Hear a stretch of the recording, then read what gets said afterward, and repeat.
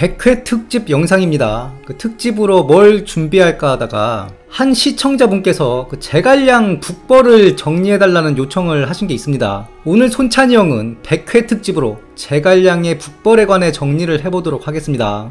참고로 저는 개인적으로 무도와 은평을 도모한 3차 북벌은 북벌로 보진 않습니다. 모든 북벌이 장안을 타겟으로 하고 있는데 이 3차 북벌은 그 대전략에 장안이 없는 그냥 다음 북벌을 위한 국지전이라 봐요. 이후에 이어지는 북벌을 위한 교두보 정도의 의미거든요. 약간 다른 북벌들하고 성격이 달라요. 실제로 제갈량은 무도와 은평을 먹고 그냥 건의에 머물면서 그 이상의 군사행동을 하지 않습니다. 그래서 심지어 2차 북벌인 진창공략을 무도, 은평을 도모를 위한 성동격서였다는 얘기로 나오는 겁니다. 물론 이 기준은 전쟁 자체가 장안 함락이라는 직접적인 목적을 가지고 있었느냐 기준이고 몇 번의 북벌이냐는 사실 그 기준과 각 북벌 성격 해석 차이로 3번의 북벌로 보는 시각도 있고 다양합니다. 그런데 컨텐츠화 할 때는 대세 편승을 좀 해야지 여러분들이 알고 있는 부분들과 좀 합치가 되지, 저 혼자 4차 북벌을 여러분들이 알고 있는 그 3차 북벌이라 하면 상당히 혼란스럽겠죠. 그래서 제갈량의 북벌을 총 5번의 북벌로 규정하고 영상을 제작하였습니다. 일단 이 5번의 북벌을 모두 외우실 필요는 없는데 꼭 기억하고 싶은 분들이 계실 것 같아 팁을 좀 드리자면, 각 북벌당 임팩트 있는 전장 순서로 기억을 하시면 됩니다. 가정, 진창, 무도, 은평, 목문, 오장원 이렇게 기억하시면 깔끔하겠죠. 먼저 북벌전 3국의 상황을 좀 간략하게 언급할 필요가 있겠습니다. 유비가 형주를 되찾고자 자기로 출병하여 패하고 병력, 물자, 인재들을 다 털어먹죠. 촉은 당장 위나라를 상대로 전쟁을 할 수 있는 상황이 아니었고, 이런 배경으로 위나라의 조비는 오나라 남정에 물자와 병력을 몰빵칩니다. 당연히 이런 상황에 촉의 제갈량이 오나라에 등지를 보내 다시 사랑한다 말할까를 부르게 하니 송권도 받아들일 수밖에 없는 입장이었죠. 조비가 한창 오나라를 두들기고 있을 때 제갈량은 남정을 속결로 처리합니다. 여기서 정예, 비군 1만도 징발하고 생산력을 담보할 인구들도 확보하여 이주시켰으며, 남만의 땅에는 모반을 일으킨 맹액을 포함한 남중 8성 호족들을 회유, 한편으로는 이회를 남겨 관리하게 하고 전쟁 물자를 조달하게 합니다. 동시에 한중에서는 위연이 한중독으로서 촉도의 보르 설치 및 보급로 정비를 하고 있었죠. 이런 배경으로 불과 5년 만에 촉은 위나라 상대의 전쟁 가능 국가로 복원되었고, 제갈량이 출사표를 올리고 제1차 북벌이 시작되는 것입니다. 제갈량은 조은과 등지로 하여금 기곡으로 조진의 본들을 치게 하는 페이크를 주는 동시에 제갈량의 본대는 농우를 도모하고 기산으로 진출하는 거였죠. 참고로 앞서 언급했듯이 1차 북벌 시 위나라가 얼마나 방비가 안 돼 있었냐면, 후방의 위험을 절대 감수하지 않는 제갈량이 이 무도와 은평을 무시하고 기산까지 속행합니다. 여기서 조은의 별동대가 조진을 격파하면 진창을 조기에 함락하는 더 좋은 그림이 나오지만, 본질적인 목적에 따라 제갈량이 조은에게 내린 절도는 승리보단 조진의 발을 최대한 묶어두면서 퇴각 시 조진이 한중을 범하지 못하도록 잔도를 끊고 퇴각 및 대기하는 것이었습니다. 일찍이 위연이 좌우곡으로 장안을 기습하겠다는 계책을 냈지만 제갈량은 불허합니다. 이건 제갈량의 출사표에도 잘 나타나는데, 우리 군은 익주 한주에서만 징발된 군들이 아니다. 10년이 지나면 3분의 1이 소멸할 것이다. 즉 제갈량은 병력을 아껴야 됐습니다. 전투병 5천과 보급병 5천, 그리고 당시 대체불가장수였던 위연이라는 숙장을 건 도박이나 마찬가지였죠. 하우돈의 아들들 대부분은 하우돈이 죽고 아빠 찬스로 그 자귀를 잇거나 여루에 봉해졌지만, 오직 일찍이 공을 세워 하우돈 생전에 여루에 봉해졌다는 아들 하우무가 잘 정비된 장안을 버리고 도망할 것이라는 보장도 없고, 특히 위나라 군법은 엄격해서 100일 이내 원군이 오기 전에 항복하면 집안이 연좌됩니다. 물론 항복이 아닌 도망에 가문빨도 있지만 부마로서의 정치적 입지도 끝나는 겁니다. 하우무에게 도망이라는 옵션은 그리 매력적인 선택지가 아니에요. 게다가 위연의 보급작전은 장안을 탈취하고 그 장안성의 군량으로 버틴다는 것이었는데, 성을 버리고 튄다 하더라도 군량을 불태우는 청야를 하지 않을 거라는 보장도 필요도 없었습니다. 청려를 하고 왔느냐, 물자를 적들에게 다 내주고 왔느냐 여부도 이후 처벌의 주요 잣대가 되기 때문이죠. 그리고 위원이 계산한 대로라면 조예가 장안에 군을 파견하는데 20일이 걸릴 것이므로 이것은 제갈량이 조진 본대를 20일 내에 격파해야 된다는 뜻이기도 합니다. 이 중 하나라도 어긋나면 실패하는 리스크가 큰 작전이기에 불화한 것입니다. 제갈량 출병 소식에 위나라는 당황했습니다. 우선 어린 황제인 조예가 제위에 오른 지 얼마 되지 않았고 유비가 죽자 안심한 선대 황제 조비가 대오전선에만 인적 물적 자원을 쏟은 상황에 위나라 조정의 몇몇 사대부들을 제외하고는 그 이름도 생소한 제갈량이라는 자가 갑자기 밀고 올라왔기 때문입니다. 실제로 사서에 초기에는 유비만이 있을 거라 생각했는데 제갈량이 밀고 올라오자 동요하였다. 특히 관중 지방이 가장 크게 동요하여 서쪽의 세계군이 제갈량에 호응하였다. 수색 중 제갈량의 기산 출병을 보고받은 곽해는 취소인 기연을 버리고 상규현으로 튑니다. 그리고 강유는 기연으로 돌아가다가 기연의 저울질 과정에서 촉에 투항하게 되죠. 세계군이 호응했지만 그 군의 속현들 중 일부는 저항 또는 간을 보는 등 중립을 유지했기에 제갈량은 기연 및 서현, 상규현 등 아직 투항하지 않은 현들을 정리해야 했습니다. 이들을 무시하고 진창으로 진군하면 배후의 위험이 될 것이기 때문이죠. 그래서 이들을 정리하는 동안 연류성에는 고상을 보내고 가정에는 마속을 보내 주요 요충지들을 선점하게 합니다. 원래 오일과 위원이 추천되었지만 제갈량의 의지로 마속이 지휘관으로 차출된 거죠. 제갈량이 기산에 주둔하면서 남은 현들을 복속시키고 가정 또는 연류성에 합류하여 진창을 도모하고 퇴각한 조은 역시 진창에 합류, 장안을 친다는 계획이었을 겁니다. 참고로 진창을 확보하면 장안까지는 그냥 평지라 한 번의 도하로 바로 포위가 가능합니다. 한편 이를 보고받은 조예가 제갈량의 전략을 대번에 간파하죠. 이는 병서에 나오는 사람을 꿰는 계책, 즉 성동격서다. 장압에게 5만 군대를 주고 가정을 치게 하죠. 그런데 마속은 제갈량의 절도를 지키지 않고 산 위에 진을 치는 등 소란을 떱니다. 이에 왕평이 가나지만 마속은 듣지 않죠. 협곡을 따라 가정에 당도한 장압은 급도인 수원을 끊고 이에 당황한 마속군을 대파합니다. 왕평이 1000명의 병사로 퇴로를 지키자 장압은 복병을 의심하여 추격하지 않는 것입니다. 이렇게 왕평이 시간을 벌고 추격을 저지하는 동안 제갈량은 퇴각작전의 일환으로 퇴로에 가장 가까운 서현을 급하게 쳐서 1000여 가구를 납치하여 철군하니 전쟁에 들인 물자의 조금은 맨징할 수 있게 되는 거죠. 이 과정에서 일부 저항하던 천수군 속현들의 포위가 풀리자 곽회는 진격하여 연류성의 고상을 텁니다. 한편 조은은 조진에게 패하여 돌아가 대기 중이었고 조진은 북상했었죠. 북벌에 실패한 제갈량은 스스로 승상직을 내려놓고 조은 역시 강등, 마속은 참수됩니다. 반대로 마속에게 가능한 일과 장압의 추격을 저지하여 제갈량의 맨징을 가능하게 한 공로로 이 전쟁에서는 오직 왕평만이 승진을 하고 여기까지가 제갈량의 1차 북벌입니다.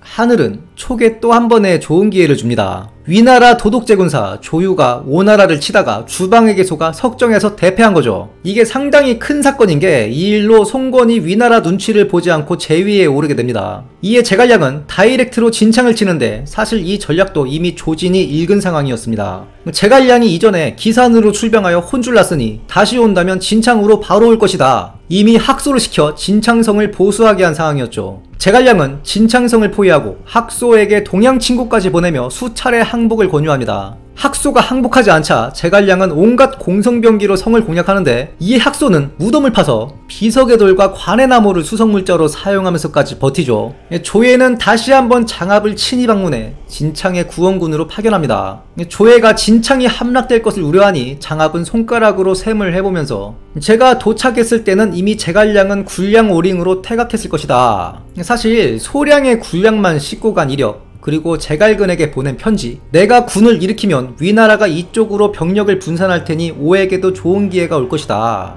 즉 병력 분산을 유도하기 위함이라는 관점도 있는데 이건 사실 부차적인 문제고요. 굴량을 적게 실은 건 불과 1000병력이 주둔 중인 진창을 속결로 끝내기 위함이고 이건 사실상 리스크를 줄인 제갈량판 좌우곡 대책이라 봅니다. 물론 좌우도가 아닌 진창도로 진군했지만 참고로 좌우도가 다른 촉도들보다 100km 이상 깁니다. 이 진창은 병법 36개 중 암도진창이라는 전략이 있을 정도로 이전부터 요충지였습니다. 항상 물자를 쌓아두는 곳이었고 포위하여 그 물자를 득할 수만 있다면 진창에서 군을 정비하여 장안을 노리는 것도 가능한 상태였습니다. 학소의 분정 기록에도 돌과 나무가 부족했지 식량이 부족했다는 기록은 없습니다.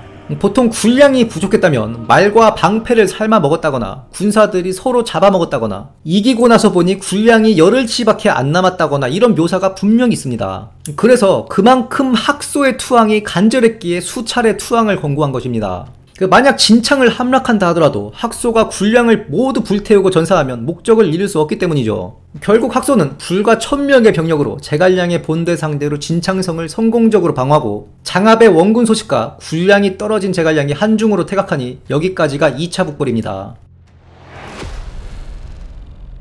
무도와 은평은 촉입장에서 농으로 진출하기 위한 요충지인 동시에 주요 퇴각로이기도 합니다. 제갈량은 진식에게 무도와 은평을 치도록 하니 이것이 3차 북벌입니다. 2차 북벌인 진창공략 바로 이어서 진행되었기에 전술했듯이 진창공략은 페이크고 이 무도 은평 공략이 본 목적이었다는 관점도 있지만 당연히 개인적으로 동의하진 않고요. 왜냐면 페이크로 보기엔 2차 북벌 시 진창을 함락하고자 하는 제갈량의 간절함이 여기저기서 보이기 때문입니다. 아무튼 다시 돌아와서 곽회가 진식에게 따라붙었지만 제갈량 본대가 건의로 향한다는 소식에 중과부족이었던 곽회는 청야 후 퇴각하죠. 이에 제갈량은 승상에 복귀하게 되니 이 두 개 군을 확보한 게 3차 북벌의 성과인 것입니다. 이 무도 은평의 확보는 4차 북벌과 연관성이 있는데요. 이 무도와 은평을 차지함으로써 기산까지 안전하게 바로 출격할 수 있게 되었고, 또한 사마이가 장압을 제거하려고 일부러 추격분했다고 잘못 알려진, 사실상 사마이는 잃었던 이 무도, 은평을 되찾으려 한 것으로 보이는데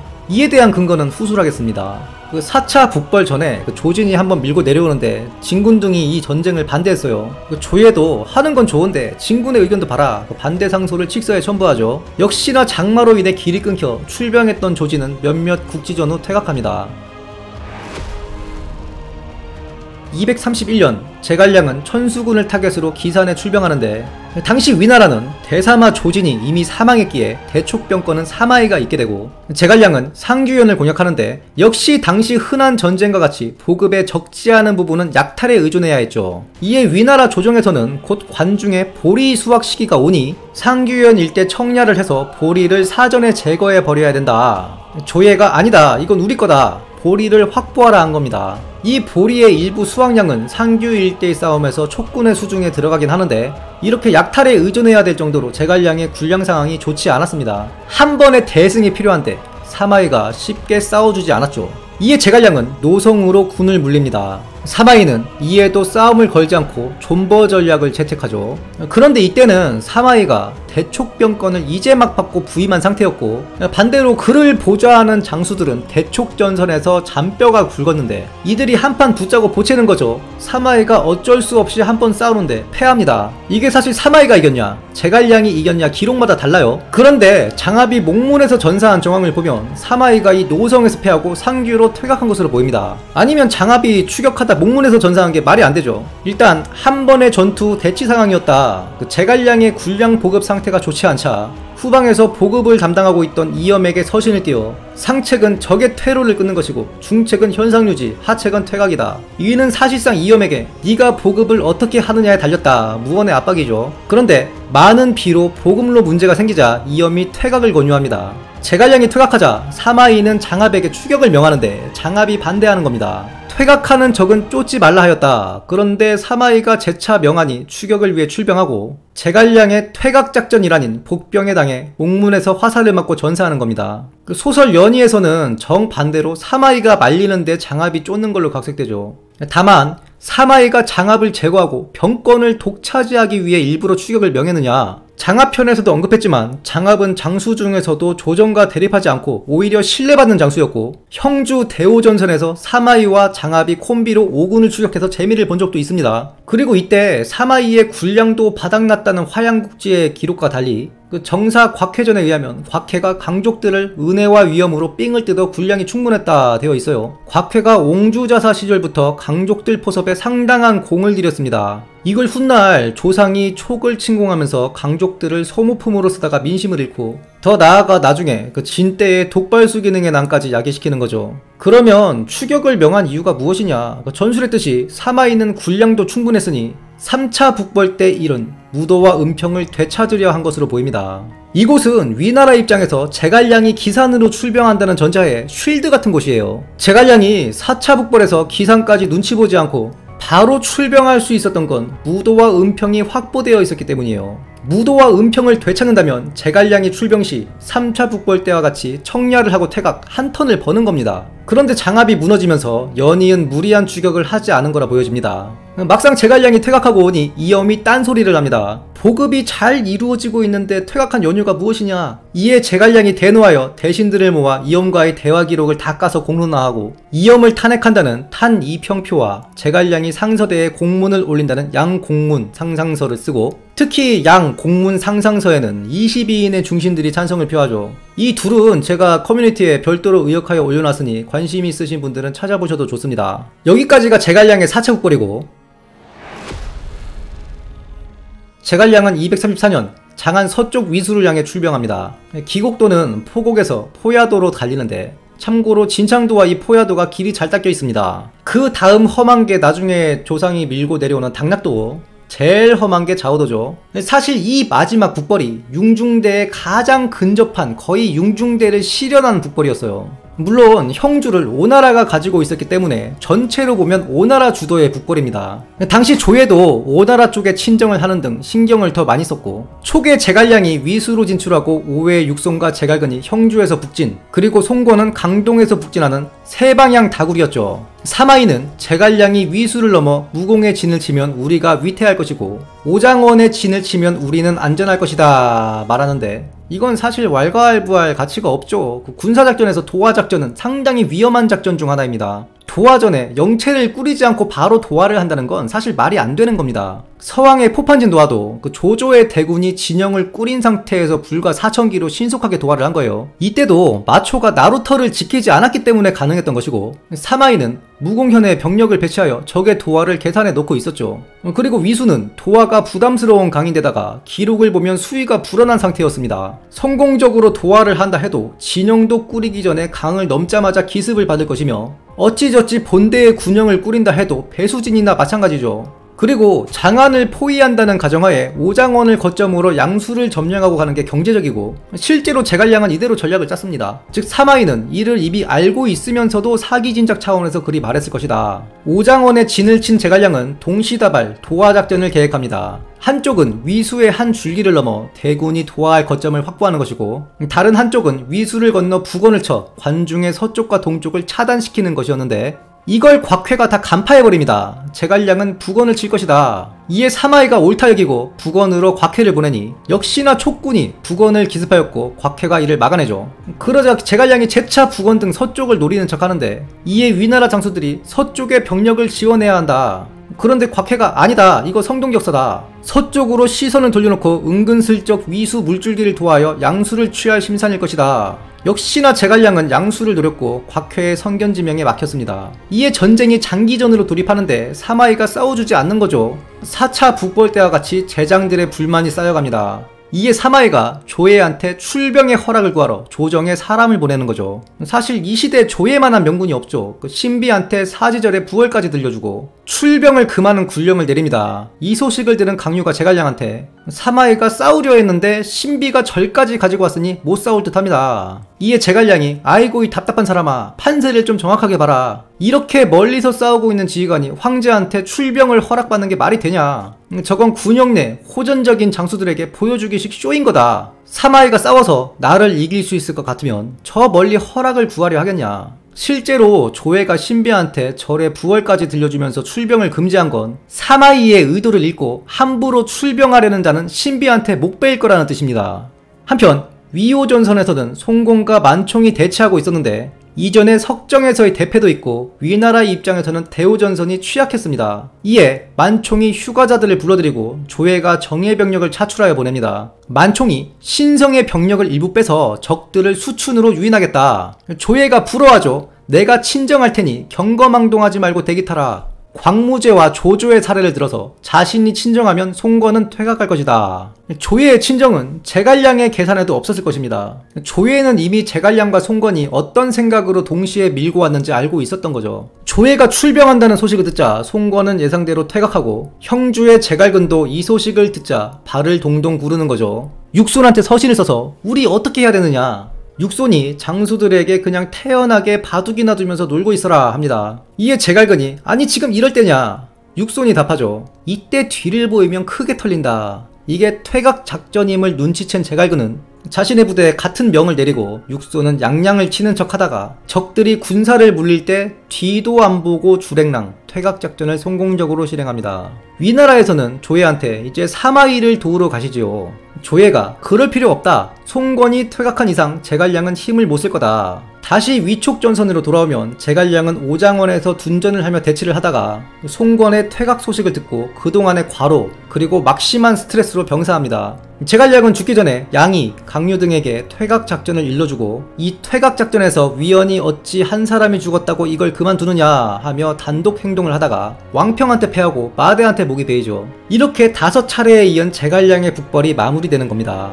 마지막으로 제갈량을 간략하게 평을 하자면 재상으로서 행정력이나 경제 측면은 제외하고 진수의 제갈량에 대한 평, 응변과 장략이 그의 장점이 아니었다. 여기서 응변은 보통 수기응변의 준말인데 지금에는 임기응변이라는 말이 더 많이 쓰이죠. 즉 제갈량이 군사를 그렇게 일으키고도 실패했으니 임기응변이 부족했다는 뜻인데 개인적으로 동의할 수 없습니다. 일단 전략과 전술의 개념을 구분해야 되는데 이건 교과서적인 유명한 비유가 있죠. 이순신이 해상에서 적을 제압하여 보급로를 차단한 건 전략적 성과이고 울돌목의 급류를 이용하여 적을 격파한 건 전술적 성과입니다. 그런데 임기응변이라는 이 단어는 전략하고는 맞지 않습니다. 전쟁에서 전략을 임기응변식으로 짠다는 건 그때그때 알아서 하자는 무계획이나 마찬가지입니다. 보통 전쟁 전에 세워지는 전략은 모든 경우의 수를 파악하여 상당히 치밀하게 짜여져야 합니다. 그리고 이 전략이라는 건 전쟁을 시작하기 전 모든 전쟁 참여자들과의 합의입니다. 전쟁 도중에 바꾸는 건 의사소통 등 상당한 리스크가 있어요. 이렇기에 조상의 별동대, 곽회도 조상이 흥세산을 뚫지 못하자 양평관에서 만나자고 한 전략상 다음 단계가 실행되지 못하여 그냥 퇴각한 것이 오히려 그게 공이 된 것이고 호재의 예도 마찬가지입니다. 임기응변이라는 말은 전술에 부합하는 말이에요. 상대가 기병을 출진시키면 재빠르게 노병으로 대응하고 이런 것입니다. 그런 의미에서 제갈량의 임기응변은 지휘관으로서 충분했어요. 많은 사례가 있는데 특히 퇴각작전은 임기응변이 없으면 큰 피해를 봅니다. 퇴각해야 되는 상황은 갑자기 마주하게 되기 때문이죠. 복병을 놔서 장합을 전사시킨 사례라든지 특히 마속이 가정에서 패했다는 소식을 듣고 급히 서연을 털어서 경제적 맨징을 한 사례는 그의 임기응변에서 나왔어요. 거기에 군량수송 방편으로 모구나 유마를 고안한다던가 팔진도를 이용해서 군사를 훈련시키다던가 즉 전술적으로는 상당히 훌륭한 지휘관이었다. 제갈량에게 부족했던 건 따로 있습니다. 바로 전략적 측면입니다. 치밀하지 못했어요. 제갈량의 대전략은 다 읽혔습니다.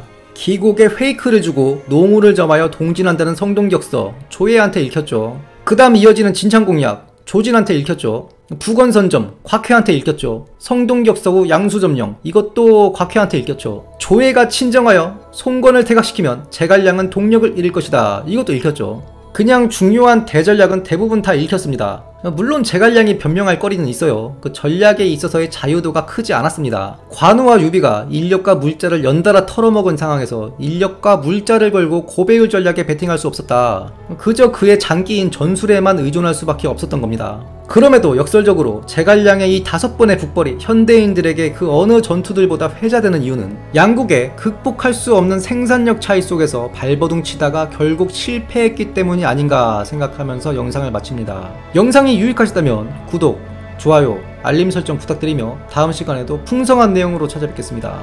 감사합니다.